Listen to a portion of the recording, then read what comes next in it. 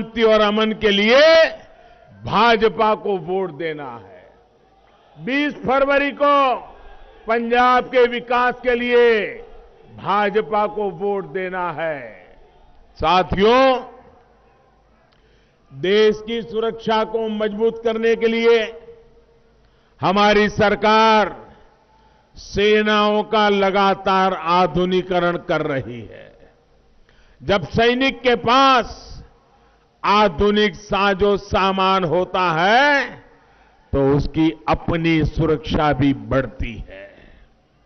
भाजपा सरकार सेना में महिलाओं को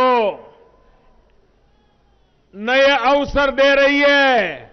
अब हमारी बहन बेटियां भी सेना में देश की रक्षा करने के लिए कंधे से कंधा मिलाकर के खड़ी रहे, इसका प्रबंध हमने किया है। और ये तो वीरों की भूमि है। देखते ही देखते यहां की बेटियां मेरे देश की रक्षा करने में भी आगे होगी, ये मेरा विश्वास है। परमानेंट कमीशन देना हो, इतना ही नहीं, हमने एक बहुत बड़ा महत्वपूर्ण निर्णय किया है। एक हमने निर्णय किया है, देश में नई सैकड़ों सैनिक स्कूल खोलेंगे हम। सैकड़ों नई सैनिक स्कूल खोलेंगे। इतना ही नहीं, उन सैनिक स्कूलों में बेटियों को भी एडमिशन दिया जाएगा। उनके लिए भी सैनिक स्कूल के दरवाजे खोल दिए जाएंगे। भाइयों, मुझे बताइए, मेरी बहन बेटियों को अपनी वीरता दिखाने का अवसर मिलेगा कि नहीं मिलेगा? उनका सामर्थ्य दिखाने का अवसर मिलेगा कि नहीं मिलेगा? ऐसे कई कदम हमारी सरकार ने उठाए हैं। सीमावर्ती इलाकों में हमने जो सीमावर्ती स्कूलें हैं और जो अच्छी स्कूलें हैं, वहां पर स्कूलों में एनसीसी का विस्तार करने का निर्णय किया है। देश में हजारों नई स्कूलें, अब एनसीसी का केंद्र वहां भी उपलब्ध हो जाएगा, ताकि सीमा पर देशभक्ति का जो ज्वार है, उनको देश के लिए कुछ करने का अवसर मिलेगा। और भाइयों बहनों, इस बजट में आपने देखा होगा, आप तो सीमा के बिल्कुल पास में है। इस बजट में हमने बड़ा महत्वपूर्ण निर्णय किया है और इसका बहुत लाभ मेरे पंजाब के गांवों को मिलने वाला है। हमने बजट में, और ये खोखले वादे नहीं है, बड़ी बड़ी बातें नहीं है, बजट में प्रावधान कर दिया गया है। क्या?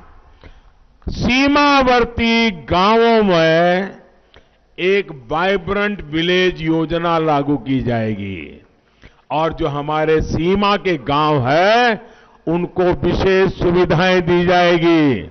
वहां पर इंफ्रास्ट्रक्चर बनाया जाएगा, वहां स्किल डेवलपमेंट के लिए काम होगा, वहां टूरिज्म डेवलप किया जाएगा, वहां पर उद्योगों को काम दिया जाएगा।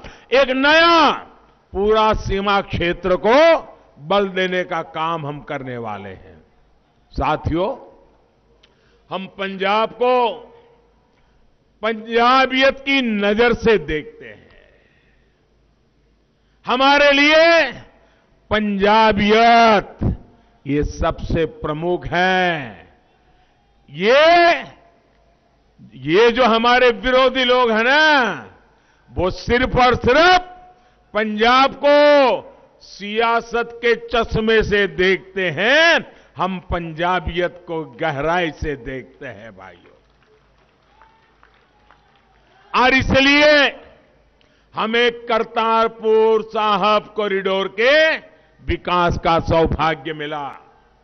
मैं आज कांग्रेस सरकार के सामने कुछ गंभीर सवाल पूछना चाहता हूं और मैं पूरे पंजाब को गुरुओं के आशीर्वाद लेकर के जीने वाले हर पंजाबी को मैं कहना चाहता हूं, मैं जो सवाल पूछ रहा हूं वो सवाल आप भी पूछिए। आप मुझे बताइए, जब भारत विभाजन हुआ, नेता कौन थे भाई? कांग्रेस के थे कि नहीं थे? थे कि नहीं थे? देश के टुकड़े हुए तब कांग्रेस के लोग थे कि नहीं थे? क्या इनको इतनी समझ नहीं आई कि 6 किलोमीटर दूर सीमा से हमारे गुरु नानक देव जी की तपोभूमि, क्या विभाजन के समय वो 6 किलोमीटर और गुरु नानक देव जी की पवित्र भूमि भारत में रख सकते थे कि नहीं रख सकते थे? रख सकते थे कि नहीं रख सकते थे? रखना चाहिए था कि नहीं चाहिए था? जरा हिम्मत से बताओ, रखना चाहिए था कि नहीं रखना चाहिए था? ये पाप किया है कि नहीं किया उन्होंने? हमारी भावनाओं को कुचला है कि नहीं कुचला है? दूसरी घटना, 65 की लड़ाई हुई, भारत की सेना लाहौर में झंडा फरकाने की ताकत के साथ आगे बढ़ रही थी। बढ़ रही थी कि नहीं बढ़ रही थी? बढ़ रही थी कि नहीं बढ़ रही थी? अगर 65 की लड़ाई में थोड़ा 2 कदम आगे जाते तो गुरु नानक देव जी की तपोभूमि हमारे पास होती कि नहीं होती? होती कि नहीं होती? वो पहला मौका चूक गए विभाजन के समय, दूसरा मौका चूक गए 65 की लड़ाई में, और फिर बांग्लादेश की लड़ाई हुई। बांग्लादेश की लड़ाई हुई, 90,000 पाकिस्तान के सैनिकों ने हिंदुस्तान की सेना के सामने घुटने टेक दिए। 90,000 सैनिक हमारी कैद में थे, हिंदुस्तान की कैद में थे। अगर दिल्ली में बैठी हुई सरकार में दम होता तो उनको कह देते कि 90,000 सैनिक तुम्हें तब मिलेंगे जब हमें हमारे गुरु नानक देव की तपोभूमि वापस मिलेगी। ये काम उनको करना चाहिए था कि नहीं करना चाहिए था? 3 बार मौके मिले, उन्होंने गवा दिए। 3 बार मौके मिले, गवा दिए। भाइयों बहनों, मैंने आज लड़ाई तो थी नहीं, कूटनीतिक ताकत से कॉरिडोर बनाया और कल तक जो दूरबीन से गुरु महाराज की तपोभूमि के दर्शन करते थे, आज मेरे श्रद्धालु वहां जाकर के दर्शन कर करके आ जाते हैं। भाइयों, मुझे बताइए, ऐसे शासकों के लिए सवाल बनता है कि नहीं बनता है? ऐसे लोगों पे कोई भरोसा कर सकते हैं क्या? भाइयों बहनों, हम तो एक समर्पित लोग, हमें विरासत के भी गर्व है और विकास की जिम्मेवारी भी हमारे सामने है।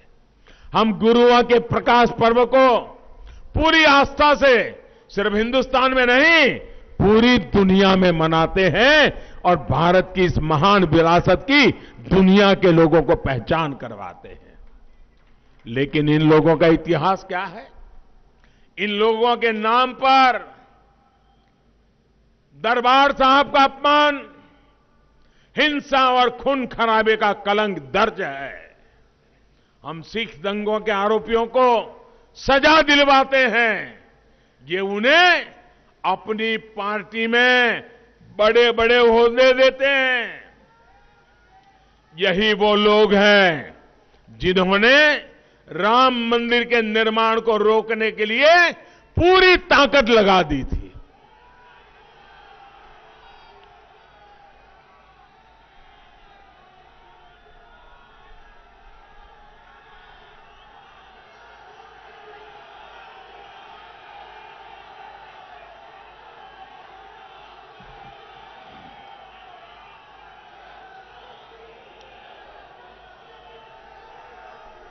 काशी विश्वनाथ धाम बना तो उस पुण्य काम भी, उसका भी ये लोग विरोध करते रहे। काशी विश्वनाथ मंदिर को सदियों पहले माझा की धरती से विशेष लुटता रहा है। मंदिर के लिए सोना चढ़ाने का काम उस जमाने में महाराणा रणजीत सिंह जी ने ही किया था। भाइयों बहनों, हम अपनी इस विरासत को देश की एकता, अखंडता से जोड़कर देखते हैं।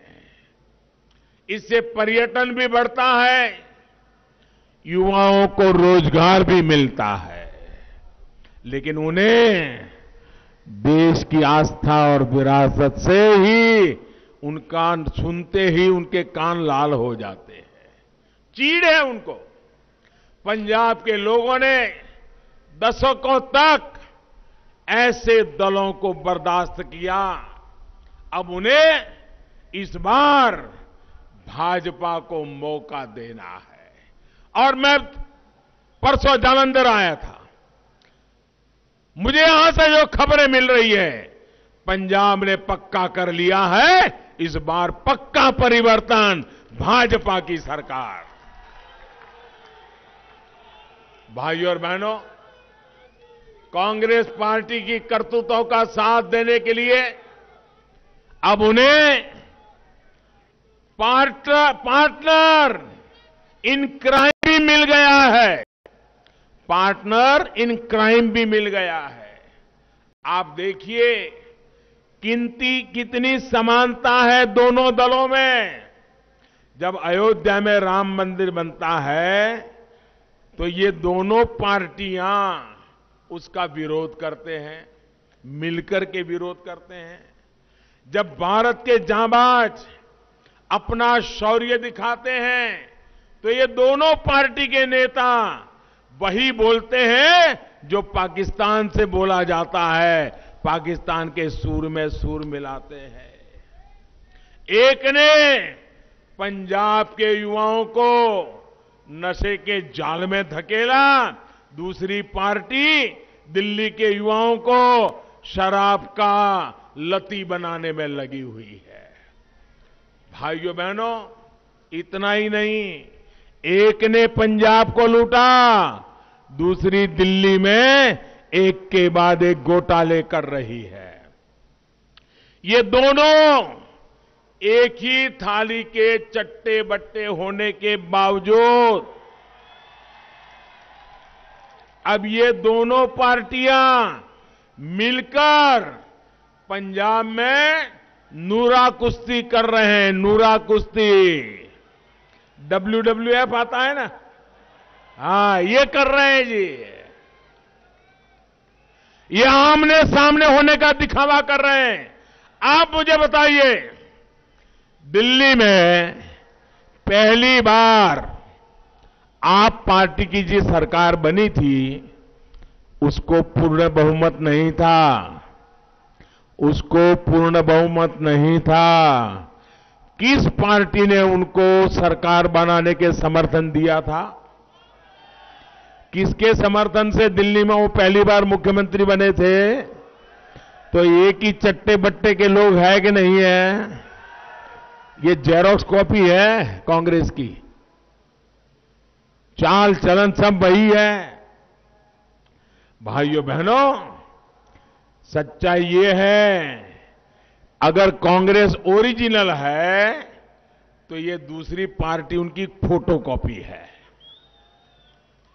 इन दिनों आपने ये भी देखा होगा, कांग्रेस के नेता प्रचार करने जाते हैं तो किसके विरुद्ध में बोलते हैं? भाइयों, ये कांग्रेस के जितने नेता आए हैं इनका भाषण किसके खिलाफ होता है? सिर्फ और सिर्फ मोदी के खिलाफ बोलते हैं, सिर्फ और सिर्फ भाजपा के खिलाफ बोलते हैं, क्योंकि उनको मालूम है आएगी तो भाजपा ही। ये हमला इसलिए मुझ पे कर रहे हैं, अगर हम जीतने वाले न होते तो इतने बड़े बड़े नेता आकर के घंटों घंटों तक हमें ही गालियां क्यों देते? भाई, भाजपा को गालियां क्यों देते? जब ये जितनी गालियां देते हैं इसका मतलब आप ज्यादा ताकतवर हो गए हो, आप ज्यादा ताकत से भाजपा के साथ खड़े हो। उन्हें बराबर पता है इस बार पंजाब के लोगों ने पक्का मन बना लिया है। इस बार भाजपा जैसी अनुभवी पार्टी, देश हित में, पंजाब हित में काम करने वाली पार्टी को मौका देना है। और मेरा आपसे ये वायदा है, मेरा आपसे ये वायदा है, असी मजबूर नहीं, मजबूत पंजाब बनवाऊंगा। पंजाब नो मूड खुशहाल बनावांगे। साथियों, पंजाब ने हमेशा देश के विकास के लिए दिल्ली वाली सरकार के काम को देखा है। कभी पंजाब की, भाइयों बहनों, पहचान देश के सबसे खुशहाल सूबे के रूप में होती थी, लेकिन आज हालात कुछ और है। राज्य पर कर्ज बढ़ता जा रहा है, रोजगार के मौके हर दिन कम हो रहे हैं, युवाओं को पलायन करना पड़ रहा है, अलग अलग विभागों के कर्मचारियों को सड़कों पर उतर करके आंदोलन करने पड़ रहे हैं, अपनी छोटी छोटी मांगों को लिए उनको पुलिस के डंडे खाने पड़ रहे हैं। मांझा को तो खासकर विकास से, उद्योगों से वंचित रखा गया है। यहां केवल एक ही धंधा चल रहा है, खनन में लूट का धंधा। और अब जानते हैं कि आपके क्षेत्र को कौन लोग लूट रहे हैं। आप जानना चाहता हूं, आपसे जानना चाहता हूं, क्या इस रेत माफियाओं पर, खनन माफियाओं पर कोई कार्रवाई होती है क्या? ये सरकार कोई कदम उठाती है क्या? सरकार के मुलाजिमों को डंडा मारने के लिए तो पुलिस रखते हैं, लेकिन खनन माफियाओं को महलों में मौज मिलती है भाइयों। ये इसलिए विधायक बनते और बनवाते हैं ताकि पूरे पंजाब की मिट्टी को खोदकर अपनी तिजोरियां भर लें। ये लोग अपनी मिट्टी से विश्वासघात कर रहे हैं। ये खेल तभी रुकेगा जब ईमानदार और काम करने वाली सरकार होगी, भाजपा के नेतृत्व वाली सरकार होगी। मैं डंके की चोट पर कहता हूं,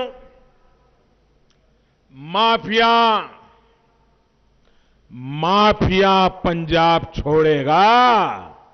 और इसलिए मैं कहता हूं, माफिया पंजाब छड़ेगा, पंजाब का नौजवान नहीं। भाइयों बहनों, अभी पंजाब में डबल इंजन की सरकार तो नहीं है, अभी केवल केंद्र सरकार का इंजन काम कर रहा है। इन परिस्थितियों में भी हमने पंजाब में नए हाईवेज बनाए, एक्सप्रेसवेज बनाने की बात हो, यहां उद्योगों को बढ़ावा देने का पूरा प्रयास हो। दिल्ली कटरा एक्सप्रेसवे पंजाब होकर के गुजर रहा है। इससे पंजाब के विकास की गति को और गति मिलेगी, लोगों को सुविधा भी मिलेगी, नए उद्योगों के लिए पंजाब में रास्ते खुलेंगे। पंजाब में जो सामान बनता है उसकी सप्लाई बढ़ाने के लिए भी हम लुधियाना, पश्चिम बंगाल ईस्टर्न फ्रेट कॉरिडोर उसको भी बनवा रहे हैं भाइयों। एयरवेज के मामले में भी पंजाब पीछे न रहे, इसके लिए मोहाली में इंटरनेशनल एयरपोर्ट के साथ साथ में और एयरपोर्ट पर भी काम किया जा रहा है। पंजाब के हर नागरिक की सोच के लिए, उसकी सेवा के लिए बीमारी में उसको दिल्ली तक दौड़ना न पड़े, इसलिए एम्स का काम आपकी आंखों के सामने है। पीजीआई सैटेलाइट सेंटर भी केंद्र सरकार ने दिया है। हम पंजाब में मैन्युफैक्चरिंग बढ़े, यहां के युवाओं को रोजगार मिले, इसके लिए भी काम कर रहे हैं। हमने पंजाब के किसानों के लिए कपूरथला, फजीलका और लुधियाना में 3 फूड पार्क भी बनाए हैं। आज पंजाब के किसानों की फसल की एमएसपी पर रिकॉर्ड खरीदी हो रही है। जितना पैसा भाजपा सरकार ने सीधे पंजाब के किसानों के बैंक खातों में भेजा है, वो पहले कभी नहीं किसी ने भेजा नहीं है। भाइयों साथियों, हमारे पास पंजाब के विकास के लिए नवा पंजाब का एक विजन है। पठानकोट जैसे बॉर्डर इलाके के विकास के लिए बॉर्डर एरिया डेवलपमेंट अथॉरिटी का गठन होगा। पंजाब के विकास के लिए इंफ्रास्ट्रक्चर पर अभूतपूर्व खर्च होगा। ये हमारे लिए केवल घोषणाएं नहीं है, ये पंजाब के लिए हमारा दृढ़ संकल्प है और हम संकल्प को प्रकल्प में बदलते हैं और प्रकल्प को हम परिवर्तन लाने का एक साधन बना करके सिद्धि तक पहुंचने वाले लोग हैं। इसलिए इस 20 फरवरी को, अब दिन ज्यादा बाकी नहीं है, 20 फरवरी को बीजेपी को, एनडीए को मौका अवश्य दीजिएगा। इस बार पंजाब के सपनों को मौका दीजिए, नवा पंजाब को मौका दीजिए। इसी अनुरोध के साथ आप सभी को एक बार संत रविदास जयंती की अनेक अनेक बधाई, अनेक अनेक शुभकामनाएं। मेरे साथ बोलिए भारत माता की। दोनों मुट्ठी बंद करके पूरी ताकत से बोलिए भारत माता की, भारत माता की। मैं सभी इस चुनाव के जो उम्मीदवार हैं उनसे मेरी रिक्वेस्ट है कि जरा आगे आ जाए। जो चुनाव लड़ रहे हैं वो आगे आ जाए, जो उम्मीदवार है। भारत माता की, भारत माता की, भारत माता की। बहुत बहुत धन्यवाद।